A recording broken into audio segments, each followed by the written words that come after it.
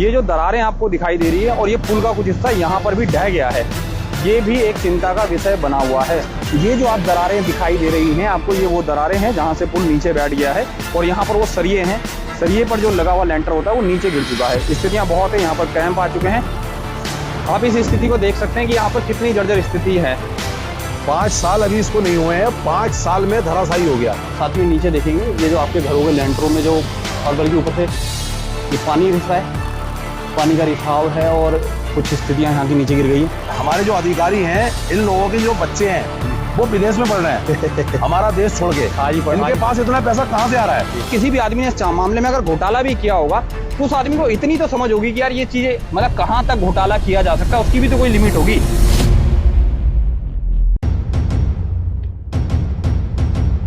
नमस्कार साथियों, मैं अनिल रावत आप सभी लोगों का अपने इस पेज पर हार्दिक स्वागत करता हूं। पहले कुछ लोग जुड़ जाएं, उसके बाद फिर हम इस मुद्दे पर बात करेंगे। फिलहाल मैं मौजूद हूं खेड़ा के उसी पुल पर जो कि राखी के दिन जिस पर आपने देखा होगा कि एक खासा नाराज़गियाँ लोगों की देखने को यहाँ पर मिली थी और वजह थी इस पुल का ढह जाना या पुल की स्थिति का जर्जर हो जाना। मैं जहाँ पर अभी खड़ा हूँ यहाँ पर बैरिकेडिंग लगा दी गई है एनएच के अधिकारियों के द्वारा, लेकिन जब मैंने स्थानीय लोगों से यहाँ बात की तो उन्होंने कहा था कि पुल की स्थिति पहले से ही जर्जर थी। राखी वाले दिन ये जब पुल का कुछ हिस्सा नीचे को गिरता हुआ नज़र आया और जब स्थानीय लोगों ने यहाँ देखा तो उन्होंने खुद से यहाँ इस पर ईंट पत्थर लगा के इसकी बैरिकेडिंग करनी शुरू की। हालांकि उस बात के बाद तकरीबन 3 से 4 घंटे तक प्रशासन की ओर से कोई प्रक्रिया नहीं हुई और उसके बाद जब प्रशासन आया तो ये बैरिकेडिंग जो आप इस समय देख रहे होंगे ये उसी का नतीजा है। फिलहाल हम अभी यहाँ पर उसी विषय पर बात करने के लिए आए हैं। मेरे साथ अभी कुछ लोग हैं जिनके साथ मैं मंच साझा करूंगा, लेकिन मैं ये बता दूं कि बैरिकेडिंग जहाँ हो रखी है केवल वहीं पुल नहीं टूटा है। ये जो दरारें आपको दिखाई दे रही है और ये पुल का कुछ हिस्सा यहाँ पर भी ढह गया है, ये भी एक चिंता का विषय बना हुआ है। लेकिन मैं एक बार अपने कैमरामैन से कहूँगा कि उज्जवल सामने वाला पुल दिखा दें। सामने जो पुल बना हुआ है वो खासा पुराना पुल है और उसकी स्थिति आज भी वैसी की वैसी है, वो जस का तस है। लेकिन जो ये पुल बना हुआ है, इस पुल को बताते हैं कि 5 से 6 साल इस पुल को बने हुए हैं, लेकिन इसकी स्थिति अब बहुत ज़्यादा जर्जर हो चली है। जितनी जगह पे बैरिकेडिंग की गई है वही हिस्सा इस समय खंडित है, लेकिन अभी यहाँ पर से कोई ओवरलोडेड वाहन आ जाए, ठीक है, तो ये पुल वहाँ से भी धड़कता हुआ नज़र आ रहा है। हम कुछ लोग हैं उनसे बात करने की कोशिश करेंगे। ये वही हिस्सा है, मैं दिखा दूँ आपको, जो सामने ग्रीन वाला पार्क दिखाई दे रहा है, ये वो हिस्सा है जहाँ पर कभी टंचिंग ग्राउंड होता था। यहाँ आसपास की जनता आज से कुछ समय पहले तक टंचिंग ग्राउंड की परेशानी को झेल रही थी और आज इन सब के पास एक समस्या का सबब बना हुआ है ये पुल की स्थिति। पहले मैं कहूँगा उज्जवल से दिखा दो। ये जो आप दरारें दिखाई दे रही हैं आपको, ये वो दरारें हैं जहाँ से पुल नीचे बैठ गया है और यहाँ पर वो सरिये हैं, सरिये पर जो लगा हुआ लेंटर होता है वो नीचे गिर चुका है। स्थितियाँ बहुत है, यहाँ पर कैंप आ चुके हैं। अभी जो भी ओवरलोडेड जब व्हीकल आ रहा है तब यहाँ पर स्थितियाँ जो दिखाई दे रही हैं वो बहुत ही भयानक और भयावह है। हम नीचे जाकर भी इस पुल को कवरेज करने की कोशिश करेंगे। मेरे साथ इस समय मौजूद हैं वार्ड नंबर 20 के पार्षद हैं। एक बार फिर से परवेश कुरैशी, आपका स्वागत है। और परवेश कुरैशी वो व्यक्ति हैं जिन्होंने सबसे पहले इस आवाज़ को उठाया था और जिन्होंने खुद से ये जो पत्थर आपको दिखाई दे रहे हैं ये परवेश कुरैशी और उनके साथ के लोगों के द्वारा यहाँ पर लाकर रखे गए हैं। अभी मैं एक बार कहूँगा उज्जवल से ये दिखा दें जरा, आप इस स्थिति को देख सकते हैं कि यहाँ पर कितनी जर्जर स्थिति है। ये 5 से 6 साल पहले बना हुआ पुल है जो इस समय ढहने की स्थिति पे आ गया है, ठीक है। और मैं उधर कहता हूँ वो जो एक पुल है दूसरी साइड में वो काफ़ी समय पहले बना हुआ है, मेरे ख्याल में 60 से 70 साल हो गए उस पुल को बना हुए। हम 50 साल मान लेते हैं, मतलब मेरी उम्र से भी ज़्यादा पुराना वो पुल है, लेकिन वो जस का तस है और इस पुल पर खासी दिक्कतें हैं। लेकिन मैं एक चीज़ है, कुछ भी कहने से पहले, शुरुआत करने से पहले आपको एक चीज़ सुनाना चाहता हूँ। ये एक पोस्ट थी जो मैंने इंस्टाग्राम से ली थी और मैं एक बार उज्जवल से कहूँगा इसे दिखा दे, इसको गौर से सुनिएगा साथ। कुछ भी हो सकता है, ये उत्तराखंड है जनाब। यहाँ दिन में 3 बार मौसम बदलता है, 5 साल में 3 बार मुख्यमंत्री बदलते हैं और साल में 3 बार पेपर लीक होता है। ये पोस्ट में एक व्यक्ति है जो ये कह रहा है कि उत्तराखंड है जनाब, यहाँ साल में 3 बार मौसम बदलता है, 1 साल में 2 बार पेपर लीक होता है और 5 साल में 3 बार मुख्यमंत्री बदल जाते हैं। ये उत्तराखंड है, यहाँ कुछ भी हो सकता है और वाकई में उत्तराखंड में कुछ भी हो सकता है। सरकार बदलने से पहले पुल गिर जाते हैं। परेश भाई स्वागत है आपका। नमस्कार भाई साहब, आपके सारे दर्शकों को भी। कैसे पता चला परेश भाई कि ये पुल की स्थिति इस तरीके से? ऐसा था, मैं यहाँ पे जो है ये 2-3 दिन से धंस रहा था लगातार, हल्के हल्के। मैं पहले भी देख के आया था इसको। फिर मेरे दोस्त बोले कि यार उस दिन, क्योंकि रक्षाबंधन का दिन था, रक्षाबंधन वाले दिन 2 बहनें यहाँ से निकल के जा रही होंगी बाइक से, तो ये जाल जो है बिल्कुल नीचे खाली जाल है, 4 सूत का केवल। वो गाड़ी उनके ऊपर ऐसे कूद गई और कूद के बेचारी वो दोनों बहनें गिर गई, अपने भाइयों के लिए राखी बांधने जा रही थी। जब अति हो गई बिल्कुल, क्योंकि मैं 2 दिन से लगातार फोन कर रहा था, जब बिल्कुल अति हो गई तब मैंने जो है गुस्से में, क्योंकि पहले भी मैंने इसको जो है हल्के पत्थर लगा दिए थे यहाँ पे कोई ना आए, फिर लोगों ने पत्थर हटा दिए। जब अति हो गई तो मैंने जो है फिर हंगामा चालू करा यहाँ, और हंगामा इतना बढ़ गया कि सारा मीडिया लाइव मैंने अपने मोबाइल से करा था, और सबने मेरा लाइव देख के एकदम आ गए यहाँ पे। जब यहाँ पे आए हैं, जब उन्होंने देखा कि यार ये तो बहुत ज्यादा मामला खराब है, आप ये लगा लो रावत जी, इस पुल को अभी पूरे 5 साल नहीं हुए हैं, यानी कि 5 साल अभी इसको नहीं हुए हैं, 5 साल में धराशायी हो गया। और अब यही हिस्सा नहीं, इतना हिस्सा तो है ही है। ये पूरा एक हिस्सा तो गायब हो गया। हाँ जी, अभी मैंने आपको दिखाया भी था, और आप अपने कैमरे से भी दिखा दो। मैं कहना चाहता हूँ, एक डंपर आ रहा है, अगर वो भरा हुआ होगा तो इस तुम्हें स्थिति पता चल जाएगी। अभी आप देख लेना, अभी आप यहीं खड़े रहो, ये पूरा हिलेगा पुल। ये ऐसा लगता है कि किसी झूले वाले पुल पे चल रहे हैं हम, लग ही नहीं रहा है कि हम जो है किसी नए बने हुए पुल पे खड़े हैं। ऐसा लगता है कि रस्सी वाला पुल पे खड़े हैं हम। रस्सी वाला पुल होता है, मैं एक बार चला था उस पे, बिल्कुल आपको अभी डंपर आ रहा है, वो डंपर जैसे ही निकलेगा यहाँ से आपको झूले वाले पुल की याद आ जाएगी। परेश भाई ऐसा तो नहीं कही कि पुल ऐसे बनाया गया हो कि उस समय तक 5 साल पहले सरकार किसी और की थी, उस समय डंपरों में वजन कम होता था और अब वजन ज्यादा, कहीं ओवर लोडेड के चक्कर में लोडिंग तो आप जानते ही हो कितना तगड़ा खेल चल रहा है। करोड़ों रुपया जब जा रहा है, ये पुल जाएगा महीने का। अब बताओ, आप बताइए आप। बिल्कुल, ये आप महसूस नहीं कर सकते हैं, लेकिन हमने महसूस किया कि नीचे बिल्कुल ये बड़े वाले जैसे झूले में बैठते हैं, और जब वो झूला नीचे को आता है उस तरह की स्थितियां महसूस हो रही थी। खैर राजस्व जा रहा है, खैर उस पर मैं ज्यादा कुछ नहीं बोल सकता हूँ, क्योंकि लोग कहते हैं अवैध खनन है, लेकिन मुझे लगता है राजस्व जा रहा है वो। जी हाँ, राजस्व भी है वो, कुछ नेताओं का, बड़े नेताओं का, मैं नाम नहीं ले सकता, उनके लिए राजस्व है ये। लेकिन हमारे लिए जो यमराज है, इसने पता नहीं कितने लोगों की जान ले ली। ये वो यमराज है, ये रोहन के चला जाता है, ये कहता है हमारा कुछ होना ही नहीं है, पुलिस है हमारे साथ। ठीक है, अब मुझे सबसे बड़ी एक फेलियर लग रहा है इन नेताओं का, जो जीरो टॉलरेंस की सरकार बताते हैं अपने आप को। अब आप बताओ रावत जी, एक पुल जो है, आपकी बात मान ली मैंने 50-60 साल पुराना, लेकिन मेरी नॉलेज में जो बुजुर्ग लोग मुझे मिले थे, उनकी 60 साल उम्र हो गई है। वो कह रहे हैं जब से हम पैदा हुए हैं यही रुद्रपुर में रह रहे हैं, और आज तक हमने पुल वैसा की वैसा ही देखा है। वो वाला ऐसा तो नहीं कि मेरी बात समझिए, आप बिल्कुल बात को समझने की कोशिश कीजिएगा। ठीक है, जब वो पुल बन रहा होगा, ठीक है, तो कांग्रेस की सरकार रही होगी, नेहरू जी की सरकार थी उस टाइम। बिल्कुल, तो क्या पता आज नेहरू जी इस पुल में कोई दिक्कत पैदा कर रहे हो। नेहरू जी की जो टेक्नोलॉजी थी, हमें वो टेक्नोलॉजी बहुत अच्छी लगी, लेकिन ये स्पेस टेक्नोलॉजी से ये बना हुआ है। ये वो क्या स्पेस टेक्नोलॉजी हमें नहीं चाहिए, हमें नेहरू जी वाली टेक्नोलॉजी चाहिए। ये पुल भाई साहब, मैं ये बताना चाहता हूँ कि नोट इसमें जो है गड्डियों के हिसाब से नहीं खाया गया है, नोट इसमें बोरियों के हिसाब से खाया गया है। ये बड़े बड़े अधिकारी, ये अपने बच्चे जो है यहाँ नहीं पढ़ाते हिंदुस्तान के अंदर, ये बाहर कंट्रियों में कैसे पढ़ा रहे हैं। इनकी जांच, नीचे भी चलते हैं, बात बोलते हैं, इनकी जो है जांच करानी चाहिए, क्योंकि ये जो है सब हराम का पैसा इनके पास है, उस पैसे को निकलवाना चाहिए इनकी दाड़ों के अंदर से। ये सब क्या हुआ है? ये सब वही है, बैठ रहा है पुल। ये तो ये क्या सरिये ऊपर आ गए?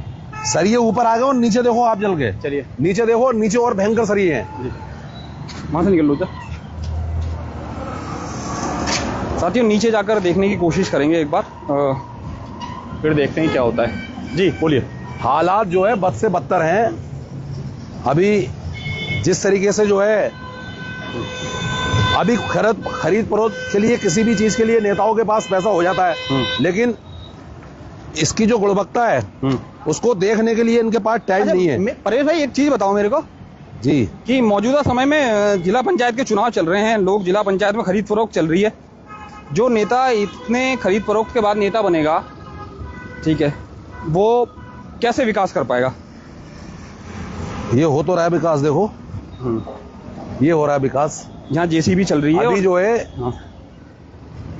ये देखो यहाँ अभी इस JCB नदी को खोला गया था, अब ये फिर एक नेता द्वारा जो है पटवाई जा रही है नदी। क्यों? अब देख लो आप, आपके सामने ही है। तो नदी तो ये तो खोलना चाहिए था मेरे ख्याल अब में। वो बंद हो रहा है, देखो आप देखो ना पहले। वजह? अभी बताऊंगा वजह आपको मैं जी। क्योंकि वजह यही है कि जिसकी सरकार उसी का सब कुछ। गलत तरीके से आ गए क्या? उधर से आना था क्या? नहीं, अभी आप जब परसों आए होगे जी। तो इसको देखो, आके इधर आओ। हाँ। जब आप परसों आए होगे तो यहाँ पे आराम से आप खड़े हुए होगे जी। लेकिन अब जो है उसको दोबारा फिर नहीं, ये JCB वाले का कोई दोस्त नहीं। उज्जवल से कहूँगा एक बार ये दिखा दें। बस साथ ही में नीचे देखेंगे ये जो आपके घरों के लेंटरों में जो, और बल्कि ऊपर से ये पानी रिस रहा है, पानी का रिसाव है और कुछ स्थितियाँ यहाँ की नीचे गिर गई हैं। नीचे यहाँ पर जो मलबा गिरा रहा होगा वो JCB ने यहाँ से हटा दिया है। और ये बात बिल्कुल वाजिब है कि सरियों का जो साइज़ है ये घरों पर लगने वाले उस लेंटर का की तरह ही है और ये स्थितियाँ बता रही है। और ये पूरी तरह से जर्जर हो चुका है। मतलब मैं मानता हूँ ये रिपेयर वाली स्थिति से तो बहुत दूर हम जा चुके हैं। अब ये पुल जो है नया ही बनाया जाएगा और 5 साल ये पुल नहीं चल पाया, यानी कि जिसकी सरकार में बना होगा उसके कार्यकाल को भी 5 साल नहीं हो पाए हैं। सरकार से कम समय में ये पुल धराशायी हो गया है, जबकि जो पार्ट इस समय गिरा हुआ है वही नहीं, उसके बगल का पार्ट भी यहाँ पर पिछले 8 साल से जो है भारतीय जनता पार्टी की सरकार है जी। और ये पुल जो बनना है भारतीय जनता पार्टी की सरकार में बनना है। हाँ, क्योंकि जबकि मैं एक बात बताता हूँ, मैं परेश भाई 1 मिनट आपकी बात रोक रहा हूँ। शायद आप इस बात से इत्तेफाक रखेंगे, जब भारतीय जनता पार्टी के कभी किसी अच्छे और नेताओं की बात होती है तो नितिन गडकरी जी का नाम आता है और ये NH का काम उन्हीं के उसमें हुआ है। ठीक है, तो क्या मैं मान लूं कि ईमानदारी की परिभाषा भाजपा में वैसी नहीं है जैसी लोग कहते हैं? देखो, मैं नितिन गडकरी जी के बारे में कुछ नहीं कहूंगा। मैं आरोप नहीं लगा, तो मैं कहता हूँ बहुत अच्छे नेता हैं वो, लेकिन ये देखिए, लेकिन ये कहीं स्थानीय नेताओं ने तो हिल नहीं कर दिया। अब आप बताओ रावत जी, नितिन गडकरी जो हैं वो पूरे देश के हमारे मंत्री हैं, परिवहन मंत्री जी। सड़कों का जाल बिछाया, पुल पे है, पुल पे सड़कों का जाल बिछाया उन्होंने जी। पुल पे आए थे, नीचे चले गए थे ना अभी हम नदी के। आ जाओ जी।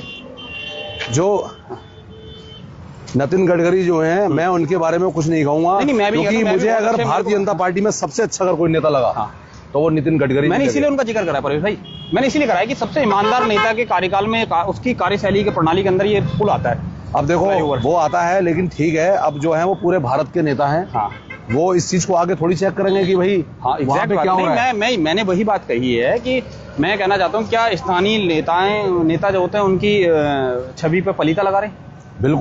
बिल्कुल सही बात है। जो यहाँ के लोकल नेता हैं और जो हमारे उत्तराखंड के सांसद वगैरह जो है उधम सिंह नगर बड़े बड़े शीर्ष नेता, वो उन लोगों की देख रेख में हो रहा है सारा काम। उनको देखना चाहिए, उनको जो है इस चीज का ध्यान करना चाहिए बिल्कुल कि गुणवत्ता कैसी है इस चीज की। अब जब गुणवत्ता इतनी बेकार होगी, आप देखो कितनी घटिया इसमें सामग्री लगी है। नीचे का तो स्थिति बहुत ही जर्जर है जी। और इतनी घटिया सामग्री लगाने के बाद ये पुल बनाया, ऐसे पुल को भाई साहब ही नहीं झेलेंगे। और मैं रावत जी आपके माध्यम से एक बात बताना चाहता हूँ कि हमने जो है फाइल पूरी बना ली है और हाई कोर्ट जाने का इसमें मन बना लिया है। हाई कोर्ट क्यों? क्या नीचे सुनवाई नहीं हो रही है? नीचे सुनवाई होनी नहीं है, आप भी जानते हो इस बात को। हम किसी भी अधिकारी को अगर जाके कहेंगे तो वो हमारी बात को जो है सीरियसली नहीं लेगा, इसलिए इसमें हम हाई कोर्ट जाएंगे क्योंकि ये मेरा वार्ड है ये, और मेरे वार्ड में ये पुल आता है। मुझे जो है इस पुल की गुणवत्ता अच्छी नहीं लग रही है क्योंकि ये रिपेयर करने के चक्कर में है। और मैं रावत जी केवल इस बात पे अड़ा हूँ कि इसको रिपेयर ना करा जाए, इसको जो है पूरी तरीके से नया बनाया जाए। परेश भाई देखिए, मैं इस बात पे अभी भी अटल हूँ, पूरी तरीके से काबिज हूँ कि नीचे से देखकर जो पुल की स्थिति है कि वो पुल इस समय रिपेयर वाली स्थिति में नहीं है। ये जो भी पार्ट है ये नए सिरे से पड़ेगा और उसमें ये अफसर कुरैशी जी है जी, तो ये इसमें जो भी पार्ट होगा नए सिरे से पड़ेगा और इस पे तो कुछ होने वाला नहीं है, इस पे कोई काम नहीं होने वाला है। इस पे अगर इन्होंने काम करा तो मैं आपको बता रहा हूँ कि हम प्रदर्शन तो करेंगे, वो मतलब हाई कोर्ट में रिट तो दाखिल करेंगे, ये मैं आपके चैनल के माध्यम से कर रहा हूँ। लेकिन अगर रिपेयरिंग करने का वो करा तो हम जो है धरातल पर रोड पर उतर के भी विरोध करेंगे, क्योंकि इस रोड को जो है मैंने अभी आपको बताया भी था ऑफलाइन, कम से कम 100 बार मैं देख रहा हूँ। आपने देखा होगा उस दिन भी लाइव 12:30 बजे था मैं यहाँ से। जी बिल्कुल। तो ये किसी भी कीमत पर जो है इनको बर्दाश्त नहीं किया जाएगा। मैं अभी अधूरी रह गई थी बात कि इन मतलब जो हमारे जो अधिकारी हैं, इन लोगों के जो बच्चे हैं वो विदेश में पढ़ रहे हैं हमारा देश छोड़ के। इनके पास इतना पैसा कहाँ से आ रहा है? ये एक सोचने की बात है। आपकी जो है 80-90 हजार रुपए की तनख्वाह, 1 लाख की तनख्वाह, और आप अपने बच्चों को विदेश के अंदर पढ़ा रहे हो, तो ये कहीं ना कहीं जांच का विषय है। इन अधिकारियों की जांच हो, जो बड़े बड़े अधिकारी हैं। देखो मेरी बात कड़वी तो अधिकारियों को लगेगी, और कड़वी। हिमांशु सिंह लिख रहे हैं, जिलाधिकारी ने अभी तक इस घटना पर लोगों पर मुकदमा नहीं दर्ज करवाया है, जिम्मेदार लोगों पर। आप समझ सकते हैं कि आगे क्या चल रहा है। देखो मैं हिमांशु भाई की बात से बिल्कुल जो है सहमत हूँ, क्योंकि ये कुछ करेंगे नहीं रावत जी, इसीलिए मैंने आपको बताया। अगर हम जाएंगे डीएम साहब की ज्ञापन लेके, तो डीएम साहब जो है हमारा ज्ञापन लेंगे, वो लेने के बाद उस पर कोई कार्रवाई नहीं होनी है। इसलिए हमें जो है यहाँ से कोई कार्रवाई नहीं करना है, हमें हाई कोर्ट हर कीमत पे जाना है इसमें। मैं इस पुल पे जो है इस तरीके से जो ये निर्माण दोबारा जो करना चाह रहे हैं, वो बिल्कुल नहीं, कतई बर्दाश्त नहीं करेंगे हम उसको। और जब तक ये पुल जो है पुनः अगर नहीं बनाया जाएगा, पूरा एक पैच खराब है, पूरा एक पैच खराब है। ये हम नीचे से दिखाई दे रहा है, उसका पैच का एक पिलर यहाँ पर रखा हुआ है, यहाँ पर यही वाला पार्ट गिरा हुआ है, लेकिन इसके अगला वाला पैच भी खराब है। मुझे लगता है ये वाला पैच भी खराब हो रहा है। गाड़ी मत रोको यहाँ पे, गाड़ी रोकने में कहीं आपकी गाड़ी ना गिर जाए, साइड लगा दो, आ जाओ। ठीक है परेश भाई, ये देखो आप, मुझे लगता है कि ये वाला पैच भी खराब हो गया है। ये देखो आप, ये दरारें इस चीज का और है कि स्थितियां जर्जर है। और मैं आपको एक बात का और दावा कर रहा हूँ, आप 1 हफ्ते बाद फिर आना यहाँ पे। ये 1 हफ्ते तक जो है ये ऐसी जो है इसको जो इन्होंने जो मॉनिटरिंग किया रखा है, पूरा जो बंद कर रखा है, ठीक है, बैरिकेडिंग जो इन्होंने कर रखी है, ये आप 1 हफ्ते बाद आना। 1 हफ्ते के बाद, क्योंकि ये दरार जो है इसके लगने के बाद तुरंत पड़ने लगी इसमें। और ये देखो बैठने भी लगा, वो देखो सामने साइकिल डाल गई, ठीक है। ये पूरा की पूरा पुल बैठने वाला है, और इसमें इस पुल पे काम चलेगा उस दिन फिर ना वही वाले पुल पे आना पड़ेगा। बिल्कुल आना पड़ेगा। आप देखो हिलना झूले की तरह। बिल्कुल है। मैं रावत जी एक बात कहना चाह रहा हूँ, ये पुल जो है ये वो डंपर आ रहा है, डंपर जब आएगा तब पता चलेगा। राजस्व आ रहा है, सॉरी राजस्व आ रहा है, थोड़ा पीछे आ रहे हैं, पुल ढह जाए। हाँ, मेरे साथ एक साथी और जुड़े हैं, मेरी एक फोन कॉल पे इच्छा से सभासद हैं, और आपका स्वागत है। पहले आपने मैं फोन पे आए जी, क्या कहना चाहते हैं? रावत जी देखिए, हमारा दुर्भाग्य है, हमारे रुद्रपुर का दुर्भाग्य है कि हमें ऐसा पुल दिया। आप बताइए, देखिए सामने कैमरा दिखाइए, वो कितने बड़े डंपर आ रहे हो। ये ओवरलोड डंपर है, यहाँ पे मेन रोड से निकल के जा रहे हैं। आप बताइए, अगर ये डंपर इसमें जा रहे हैं, अगर ये धस जाता है इसके अंदर, कितनी जनहानि होने के बाद। नहीं, एग्जैक्ट बात है। बिल्कुल, अगर कोई स्टूडेंट निकल रहे हैं, सोच लो कोई स्टूडेंट जा रहे हैं डंपर इसके नीचे, देखिए आप देखिए कैसा, देखो हिल रहा है ये, आप ही देखिए हिल रहा है। अब कोई स्टूडेंट जा रहा है, किसी के साथ कोई बड़ा हादसा हो जाए, उसकी जिम्मेदारी आखिर है किसकी? और ये देखिए, ये जिला मुख्यालय बोलते हैं रुद्रपुर को, यहाँ कोई अधिकारी नहीं आ रहे, आगे देखा तक नहीं अभी तक ये क्या कंडीशन है। हम जाके देखें, खुद ही जाके आप ही देख लीजिए, दिख ही रहा कि आगे देखें इसका क्या निर्माण हुआ है। मैं एक बात कहता हूँ, कोई तो टीम होगी, कोई टेक्निकल टीम तो होगी जिसने, परेश भाई मैं सिंपल एक बात कहना चाहता हूँ कि किसी भी आदमी ने इस मामले में अगर घोटाला भी किया होगा, तो उस आदमी को इतनी तो समझ होगी कि यार ये चीजें मतलब कहाँ तक घोटाला किया जा सकता है, उसकी भी तो कोई लिमिट होगी। कि आदमी ज्यादा खाने से, देखिए ज्यादा खाने से भी तो आदमी बीमार हो जाता है, तो क्या आदमी ये चीजें नहीं होगी, फिर वो पैसा डॉक्टर के ले जा रहा है, ये सब चीजें। देखिए सर, इसका घोटाला तो आपको दिख ही रहा है, ये तो घोटाला ही घोटाला है। ये आप देखिए कितना बड़ा घोटाला, आप देख लो। अगर ये घोटाला नहीं होता सर, ये खावा नहीं होता, ये आज कंडीशन ऐसी होती है। और ये सर रुद्रपुर को जोड़ने वाली मेन सड़क, और इसका देखिए आप। अच्छा, मेन हाईवे एनएच पे। और मैं एक चीज, परेश भाई एक चीज, दोनों से सवाल है। आप ये समझिए, जैसे हम जब टोल देते हैं, तो टोल के बाद ना एक लिमिट होती है कि भाई इतने टाइम तक आपको, टोल से पीछे भी इतने टाइम तक आपको अच्छा सड़क मिलेगी, और टोल के आगे भी इतनी अच्छी सड़क मिलेगी। अभी आप टोल देके यहाँ आए हो जी सर, ठीक है, तो क्या टोल का औचित्य बनता है ऐसे में? बिल्कुल नहीं सर। अगर आपकी सुविधा यहाँ पर डिस्टर्बेंस हो रही है, तो इससे इतनी देर तो टोल भी रुकना चाहिए ना सर। ये देखिए, ये सर देखिए, ये देहरादून हरिद्वार सर हाईवे है। और ये तब है जब हमारे सीएम साहब के घर से लेकर और जहाँ तक सीएम साहब ने बैठना है वहां तक। बिल्कुल सर, वो अब सर देखिए, अभी सर ये हमारा जो हाईवे भी फुल तरीके से सर कंप्लीट भी नहीं है आप, और ये पुल टूटने लगे सर। और हैरानी की बात ये रावत जी, मैं बताना चाहता हूँ आपको, अभी इस हाईवे का काम भी पूरा नहीं हुआ है, काम पूरा नहीं हुआ। उससे पहले जो है पुल टूट गया। मैंने कहा ना, ये उत्तराखंड है जनाब। यहाँ दिन में 3 बार मौसम, साल में 2 बार पेपर लीक, और 5 साल में 2 बार सीएम बदल जाते हैं। बिल्कुल सर। और 5 साल से पहले पुल ढह जा रहे हैं। बिल्कुल सर, है ना। तो अभी क्या है इसमें, क्या लगता है आपको भाई साहब, क्या होना चाहिए, किसके खिलाफ कार्रवाई होनी चाहिए, किस तरह की कार्रवाई होनी चाहिए? ये सर, ये हमारे परवेश भाई बताते हैं इसमें क्या होना चाहिए। इसमें जो है रावत जी, मैं आपको एक बात बताना चाहता हूँ, इसमें ठेकेदार से लेके जई तक, जई से लेके एनएच के जो अधिकारी हैं वो, और जितने भी नेता, राजनेता, जिन्होंने अपने बच्चे जो है विदेश में क्या नाम पढ़ा रहे हैं, हाँ। उन सब के ऊपर कार्रवाई होना चाहिए और उनके जितना भी उन्होंने इसमें पैसा खाया जी। है, और ये ही नहीं, इसके माध्यम से जो और घोटाले भी उन्होंने करे हैं एनएच में, हाँ। बहुत बहुत तगड़े घोटाले हुए हैं, आपने पता भी होगा। हाँ, बिल्कुल। कई लोग इसमें जेल भी गए अधिकारी। हाँ। मैं कहना चाहता हूँ, वो पहले के जो अंग्रेज थे वो तो चले गए हिंदुस्तान छोड़ के, लेकिन अब ये नए अंग्रेज आए हैं जिनके वजह से जो है हिंदुस्तान में स्थिति इस समय यह है, हमने नीचे से भी दिखाई है कि स्थिति इतनी जर्जर है कि पुल रिपेयर वाली की स्थिति में नहीं है। ये पुल अब नया बनना है और जिस दिन ये पुल पर काम चलेगा उस दिन इस सरकार चाहे ये कितना मर्जी पुरानी वाली गवर्नमेंट को और पुरानी सरकारों को तंज कस ले, लेकिन इनको उस दिन इस्तेमाल उसी पुल को करना पड़ेगा, उसी वाले पुल पर। तो स्थितियां जर्जर हैं। अब देखते हैं कि सरकार कब इस मामले से चेताती है और इस मामले में क्या एक्शन लेती है। फिलहाल तक एनएच के अधिकारियों से बैरिकेडिंग के अलावा इसमें कोई और बात का संज्ञान नहीं लिया गया। आपकी इस मामले में क्या राय है, हमें कमेंट बॉक्स में जरूर बताइएगा। आज के लिए बस इतना ही काफ़ी। मैं अनिल रावत अपने साथी उज्जवल के साथ, धन्यवाद।